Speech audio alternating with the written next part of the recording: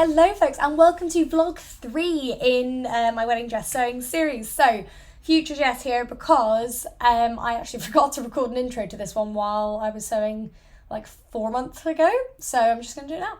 So I hope you're enjoying this series so far. The first 2 vlogs, if you haven't watched them, I've linked them below. In the first 2 vlogs I do the initial design for my dress, go through all the fitting process, then decide that actually time for a slightly different design. So at the end of the last vlog, I showed you my new design, which I'm going to show you again now. It would have been so much more professional if I had this ready, but here we go. And also, I can't film on my phone at the moment, so hopefully this is an okay angle. So here is the new design for my wedding dress. This is what we're working to now. So structurally, it's not that different. It's the same patterns I'm using. Well, what started the same patterns. I've now redrafted the front and the back to fit my body better. So from those pieces, we now have to create these sections. So these panels are not going to be appliqué, these are actually structural, they serve a purpose. So as a reminder, the skirt is bias cut, the top is bias cut. These are cut on the grain so that they actually cinch the waist a little bit more and they won't stretch as well. So the next job you're about to see in the video is me cutting out these lines, measuring them, and then I remember this vividly. It was about 5 months ago maybe, so it's around there, where I was so surrounded by wedding fabric. I cut everything out and then I just went, oh my god, I'm so overwhelmed. So you're going to see a little bit of a tidy, but also in this video I'm going to show you versions 1 and 2 before we get on to 3, so you can really see the changes. I really hope you guys enjoyed this video. This series has been a bit of a labour of love. It's maybe not the best technically produced series, but hopefully it gives you an insight into the way that I work, the way that I designed my dress, and how we got to where we got to. We are still waiting for our final photos from the photographers, so I can't wait to show you all of the photos of my dress, of it hanging up, of all of the different angles, of the 37 buttons I ended up sewing onto it. Stay tuned for that in episode 4 of this series. But I really hope you guys enjoy this, so stick it on while you are tackling a big sewing project of your own, and I hope you enjoy it, and let me know in the comments below what you think, and if you've got any questions as well, because I can do a bit of a Q&A when I do a proper vlog that isn't about my wedding dress. I can do a bit of a Q&A about anything else I've done in the last year as well if it's useful. So I hope you enjoy. Okay, so while Adam is out the room, I'm going to have a go at drawing my panels. Hopefully you can see that. I'll move some stuff so I can move over a little bit more. There might be a sudden stop to this video when he comes back in, but I do need to have a go at this. So, grab my pattern master. Let's see if I'm all set to sew. And I'm going to have a think about how best to do this. So, probably need to get the main pattern piece out, actually. Let's start with the back. Let's start with the back, because I know where the back pattern piece is. Yes, I am in my pyjamas. Wedding dress sewing is all glamour, guys. So on the surface, we have this. However, we don't, because we need to account for seam allowances. So a seam allowance is already drawn onto this piece quite roughly. First things first, we are going to draw it on properly, but I'm going to use a blue pen. Why not? Actually, no, I'm not going to use a pencil, and then I'm going to use a blue pen. Okay. So we're going to draw around it first.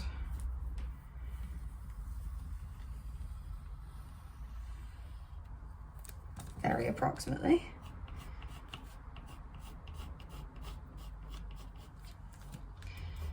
Go down. And then back up.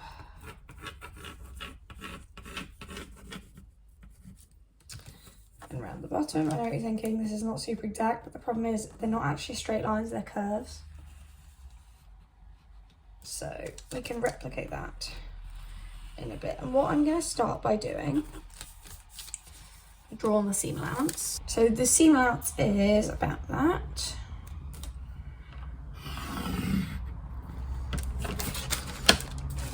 So currently that seam allowance isn't present because the top piece isn't enclosed yet, but I'm actually going to reduce that seam allowance to about 1 centimetre.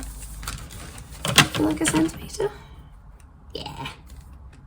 It's eyeballed, but yeah, it's on a curve. It's quite hard to measure, but that is pretty much a centimetre dead actually. I'm quite happy with that. Okay, so seam allowance, and then the same at the bottom. So we're looking at about, move along again.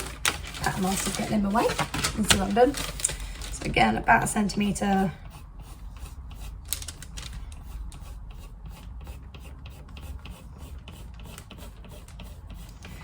Along the way. We've ended up with a lot less of a triangle than in the original, which is funny. Let's hold that over it. Okay, so we need to bring that in a bit.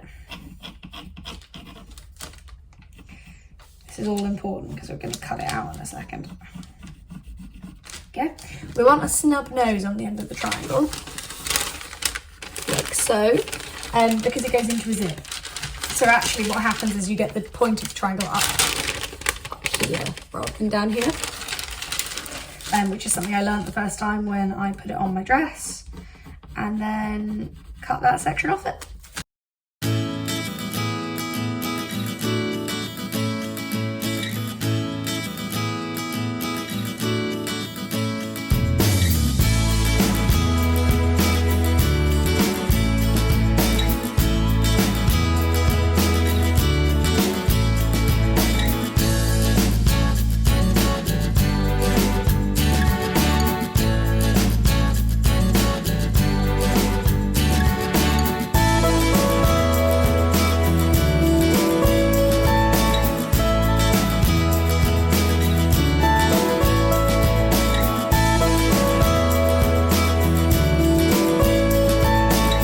Okay, so step one of this vlog is, you can see there's a bit of a pile developing. Those were all in these bags sort of around me in this box. And because I've been working on like 4 different toiles and all sorts of stuff, it's all become a little bit disorganized. This is the actual wedding fabric sealed in its nice bag. And that's okay. I took that out on Wednesday and it's all fine. There's my wedding shoes. We kind of need a wedding box now for stuff that isn't like in making, just stuff that is wedding related. So the first thing we're doing is we're going to sort this out. I'm going to try and do a time lapse, but my phone memory's a bit off at the moment. And just get it all sorted into piles at least of what relates to what. Get fabric swatches for certain projects boxed up, get certain patterns that are printed for certain projects boxed up, because for example, like the bridesmaids stuff can be in its own bag and then I know it's bridesmaids. The stuff for Adam's tie can go, and the groomsmen ties can go in another box, like that's fine. And then we can get on to toile fabric, toiles that just are versions that aren't needed now. So we'll get there, Let's have a go at a time lapse.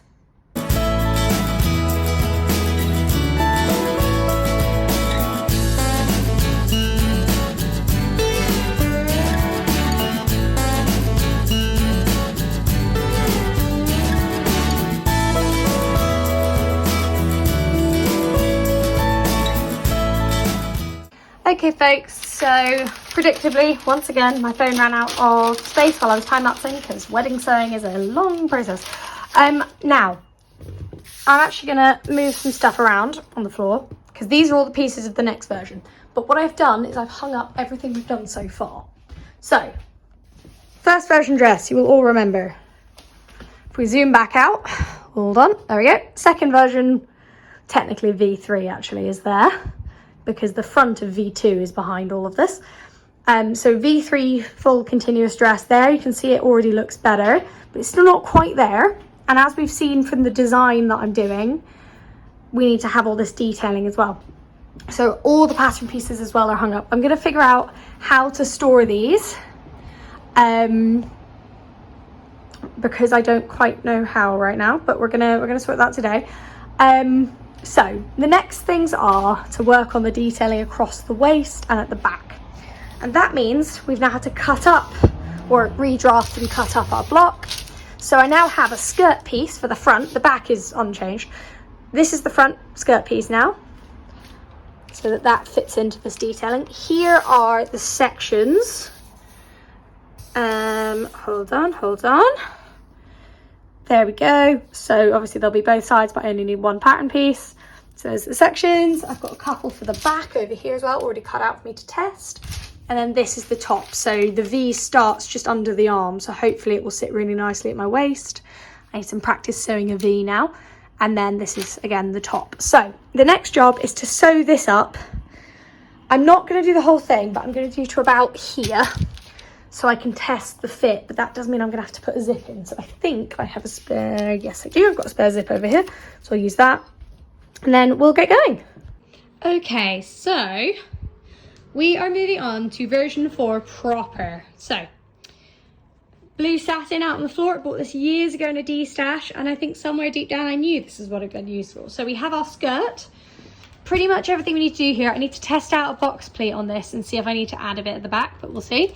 And I need to add about that to this, just so the length matches the main bodice. Got my bodice pieces. These are all cut on the straight grain. I've just also realised that these aren't currently lying straight. They obviously will go this way. It's just to make sure I had them in the right order. As you can see, my labelling conventions. Also spot the piece I labelled upside down. I thought I'd drawn my 5 the right way and I hadn't. So crucial things, the top and the lower half of the front need to be cut on the same bias, cutting the back on the other bias. And the straps are already cut from a previous version. They don't need to be recut.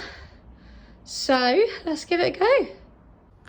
Okay folks, I've lost my voice a bit. I'm quite ill.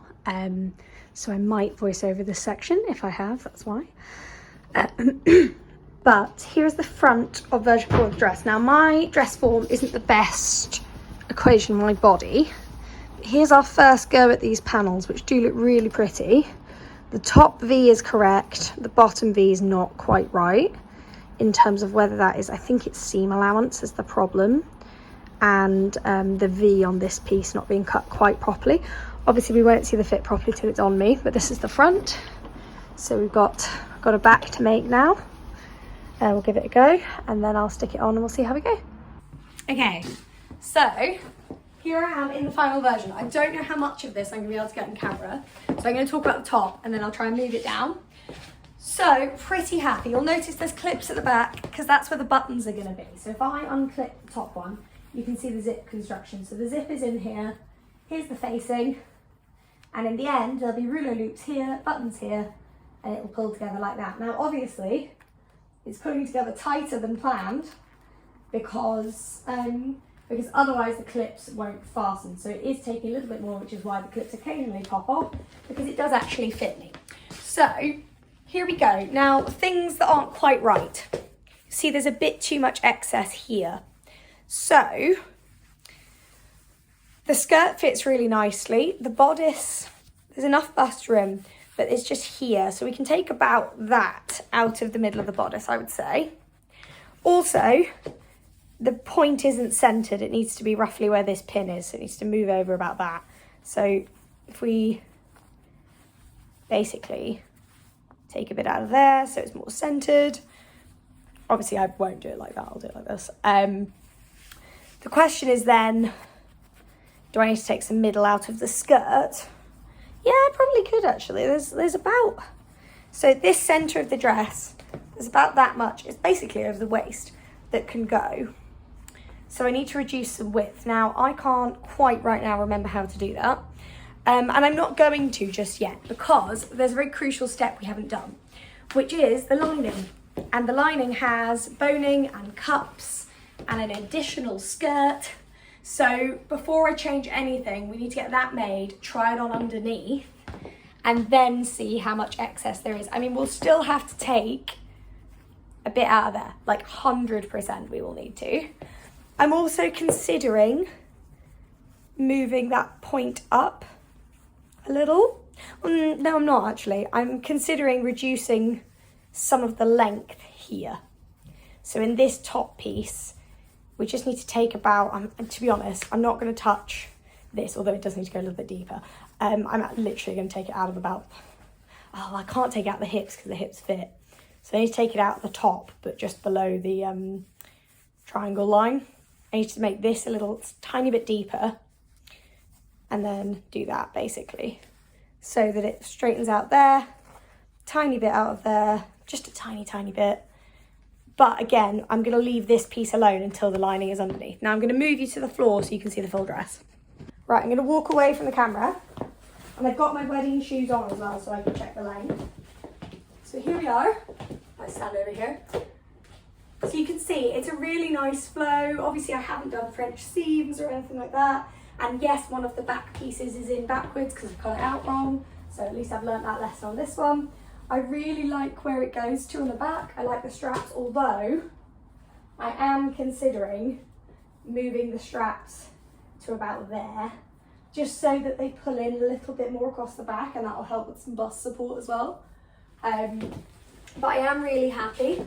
So if I try and do this and stand right over here and lay the train out behind me, you can see how long my train is, hopefully. It is hard to film a wedding dress in a house. It's just not made for it. I could do a portrait, but then it's just not as helpful, is it? So as you can see, the back is actually a really nice fit. Like, I like the fit of the back. Now I've done a box pleat somewhere here, but it still goes out a bit. So I kind of need to bring it in so it's a box pleat down there, so we get a slightly smoother line.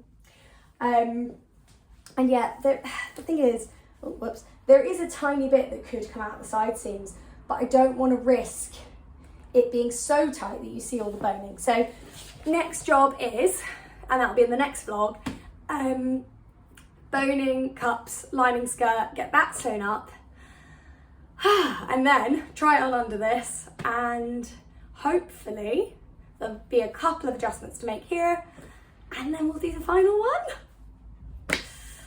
Thank you so much, by the way, for watching. If you've got this far, I really appreciate it.